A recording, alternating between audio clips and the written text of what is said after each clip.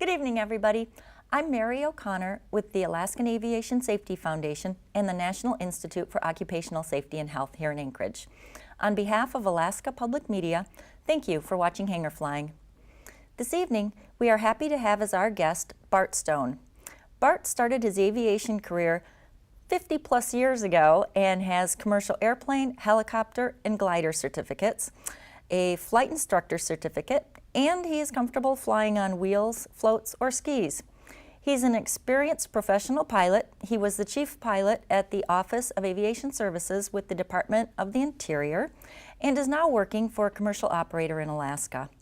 Welcome to Hangar Flying, Bart. Thank you for the invite. As you know, August is a challenging month for aviation safety, and with an increase in flying activities from air tours, fishing, and hunting activities, it makes it challenging for pilots. Are there seasonal changes with the weather that pilots should be aware of?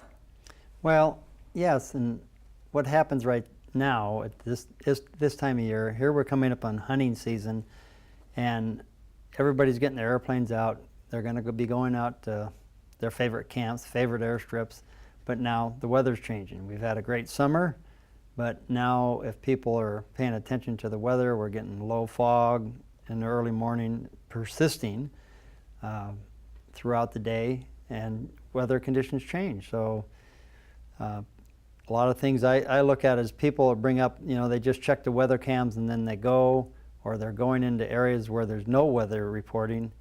Weather cams are great, but they only report what's the weather is right now, not in 3 hours when you get there.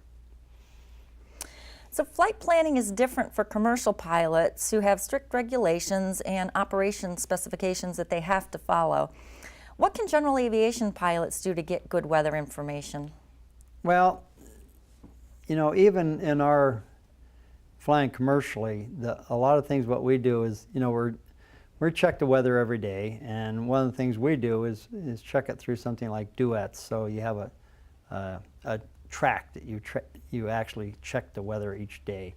But in addition to that, oftentimes we call the lodges, we call local pilots that have been flying in those lodges, we call the competitors, and we say, have you guys had any flights out that way today? So we look for a lot of resources, and the competitors, we share our information left and right just to make it generally a safer operation for everybody. So it behooves anybody to use all their resources that are available and call the lodges, see what's going on, see what the local weather is out there, and just don't trust what you see on the weather cams. You have to dig into it a little bit deeper, especially this time of year. That's some great advice. Do you have any rules of thumb or advice that you gave out when you were responsible for training pilots? Yeah, you've got to always have, if you're going to be flying like we are now going into changing season, you always want to have an out. And when you're flying, you have to set your personal limits and not go below those personal limits. What you need to do is you're flying along, always be situationally aware of what's going on around you. And what I saw a lot of, and what I've seen sometimes now recently, is a lot of people depend upon GPSs to get them from one point to another, and they're not looking outside at the weather. All they are is just looking to where they're going and being on a course and a track to there.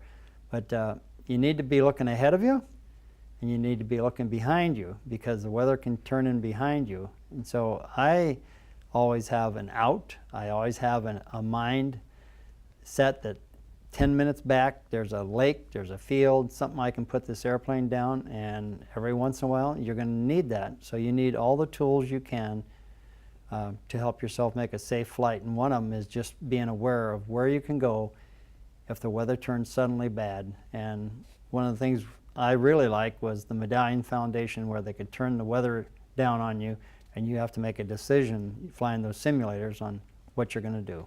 So you advocate spending time in a simulator and... Absolutely, because it's realistic enough that when they start lowering the weather, you have to make a decision, and oftentimes you'll see if you haven't been looking forward and you haven't been looking backwards, that when you do turn around and do a 180, there's no alternatives. And then you're in the trees. Thank you, Bart. We appreciate your time and your willingness to share your experience and knowledge. We're going to look forward to having you back on our show, and we're going to talk a little bit about situational awareness next time. Okay? So thank you. Yeah, we could do that. Ladies and gentlemen, we'll be back next time with Bart Stone to learn some more information about flying safely. We hope that you have learned something, and we hope you've enjoyed hanger flying. Until next time, fly safely.